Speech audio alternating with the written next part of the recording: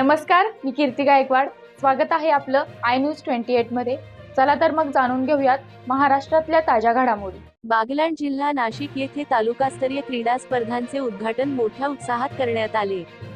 आदिवासी विकास विभाग दरवर्षी क्रीडा स्पर्धांचे आयोजन करत असतात। सन 2024-25 तालुकास्तरीय क्रीडा स्पर्धांचे यजमानपद दोधेश्वर आश्रम शाळेला मिळाले होते। कार्यक्रमाच्या उद्घाटन प्रसंगी कळवण प्रकल्प येथील विस्तार अधिकारी श्री आर तोरणे साहेब हे प्रमुख पाहुणे तसेच क्रीडा संचालक म्हणून उपस्थित होते।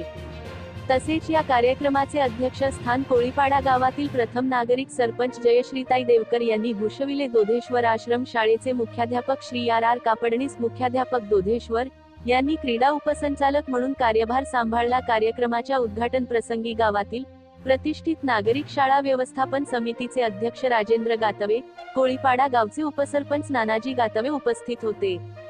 तालुकास्तरीय क्रीडा स्पर्धासाठी बागलाण तालुक्यातील 10 शासकीय आश्रम शाळा व 8 अनुदानित आश्रम शाळांनी विविध खेळ प्रकारांमध्ये सहभाग नोंदवला। क्रीडा स्पर्धा उद्घाटन प्रसंगी कार्यक्रमाचे सूत्रसंचालन श्रीमती दीपाली पगार व श्री एस पगार यांनी केले।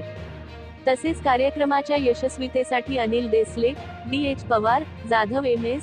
भामरे सर, पवार अधीक्षक इंदुबाई देसले, ज्योत्सना देवरे, सोनाली गायकवाड, वैशाली देवरे, चंद्रकला मोरे, सुषमा देवरे, बांगर सर यांचे सहकार्य लाभले। तसेच शिंदे दादा, सोनजे दादा व इतर चतुर्थ श्रेणी कर्मचारी यांचेही मोठे सहकार्य लाभले। बागलाण संवाददाता अशोक शांतारामची रिपोर्ट।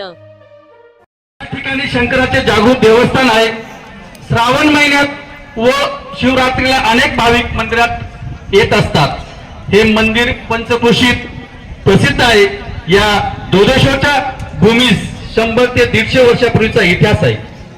पूर्वीच्या काळी दोधेश्वर मंदिराच्या परिसरात 10 ते 12 महंतांचे वास्तव्य होते। जप तप साधना या ठिकाणी होत होती व आज ही होत आहे। या शाळेत शिकणारे सर्व 391 विद्यार्थी हे महादेवाचेच भक्त आहेत असं आम्ही मानतो। सन 1976 मध्ये दोधेश्वर मंदिराजवळ शाळेची स्थापना झाली। तेथे मंदिरात वर्ग असतात।